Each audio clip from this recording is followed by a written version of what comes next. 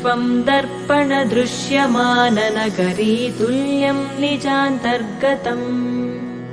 पश्यन्नात्मनि मायया बहिरिवोद्भूतं यथा निद्रया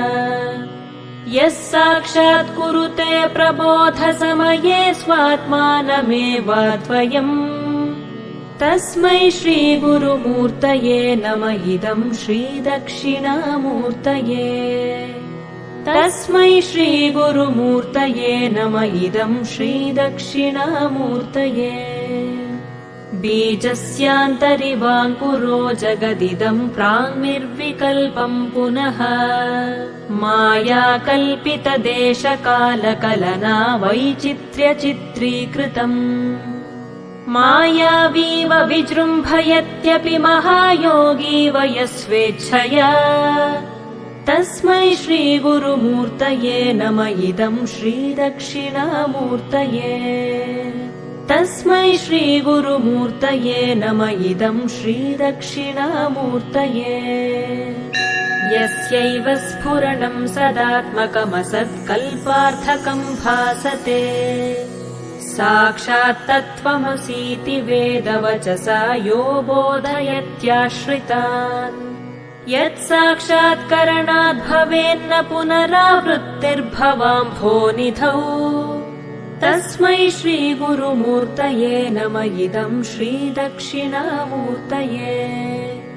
तस्मै श्रीगुरुमूर्तये नमः इदं श्रीदक्षिणामूर्तये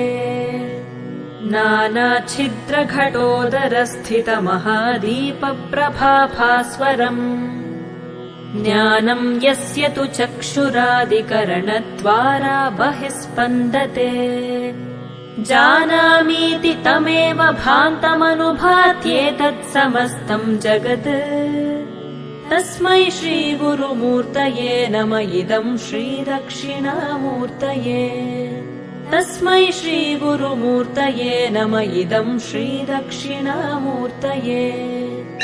देहं प्राणमपीन्द्रियाण्यपि चलां बुद्धिं च शून्यं विदुः स्त्रीबालान्धजडोपमास्त्वहमिति भ्रान्ता भृशं वादिनः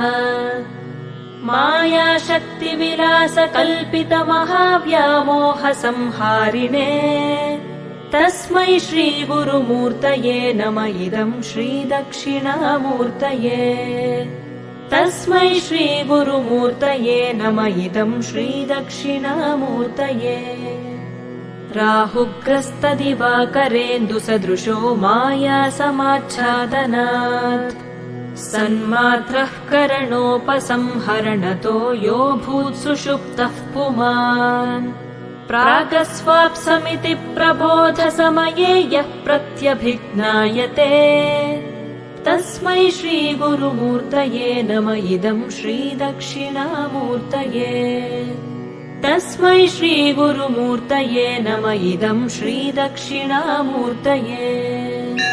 बाल्यादिष्वपि जाग्रदादिषु तथा सर्वास्वस्थास्वपि व्यावृत्तास्वनुवर्तमानमहमित्यन्तः स्फुरन्तं सदा स्वात्मानं प्रकटीकरोति भजतां यो मुद्रया भद्रया तस्मै श्रीगुरुमूर्तये नमः इदं श्रीदक्षिणामूर्तये तस्मै श्रीगुरुमूर्तये नमः इदं श्रीदक्षिणामूर्तये विश्वं पश्यति कार्यकारणतया स्वस्वामि सम्बन्धतः शिष्याचार्यतया तथैव पितृपुत्राद्यात्मना भेदतः स्वप्ने जाग्रति वा य एष पुरुषो माया परिभ्रामितः तस्मै श्रीगुरुमूर्तये नमः इदं श्रीदक्षिणामूर्तये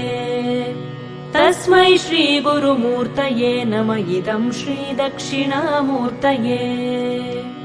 भूरम्भांस्यनलो निलोम्बरमहर्नाथो हिमांशुः पुमान् इत्याभाति चराचरात्मकमिदं यस्यैव मूर्त्यष्टकम् नान्यत्किञ्चन विद्यते विमृशतां यस्मात् परस्माद्विभोः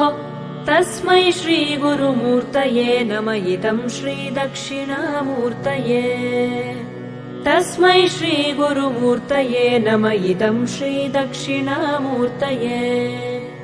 सर्वात्मत्वमिति स्फुटीकृतमिदं यस्मादमुष्मिंस्तवे तेनास्य श्रवणात् तदर्थमननात् ध्यानाच्च सङ्कीर्तनात् सर्वात्मत्वमहाविभूतिसहितं स्यादीश्वरत्वं स्वतः सिद्ध्येत् तत्पुनरष्टधा परिणतं चैश्वर्यमव्याहतम्